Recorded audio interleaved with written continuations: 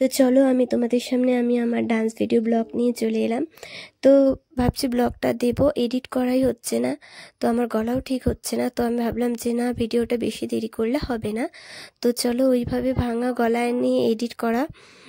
তো ভাবলাম যে আমি এবার বাইরে কোথাও ভিডিওটা শ্যুট করবো না, যেহেতু বাইরে মানে বাড়িতেই আমার মন্দির আছে। তো আমি ভাবলাম বাড়িতেই করি, আর একটা না হয় রাত্রে করে দেখি ভিডিও।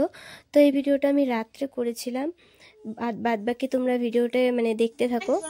হাই গাইজ, তো দেখো আমার হচ্ছে যে আমি ভিডিওটা শ্যুট করছি সেটা হচ্ছে আমি বাড়িতে করছি। আর হচ্ছে ম্যাডাম আসো ম্যাডাম। ভিডিওটা আমরা স্টার্টই করেছিলাম প্রায় 8:30টার মতন, তখন থেকে শুরু হয়েছিল। আর মানে আমি একা সব লাইট সেট করে দিয়েছিলাম, কাকু বলে দিয়েছিল কীভাবে করতে হবে।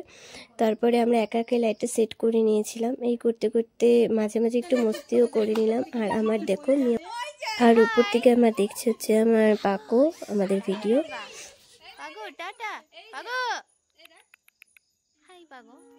ও হচ্ছে এই ভিডিওটা না দেওয়ার মানে না দিলে না হয়, ভিডিওটা এতটা মিষ্টি লাগছিল।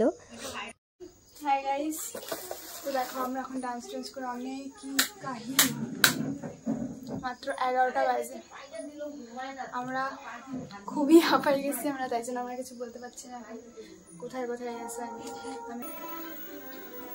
বল আমি খাচ্ছি, খাবা না? খাও, পড়ে যাবে।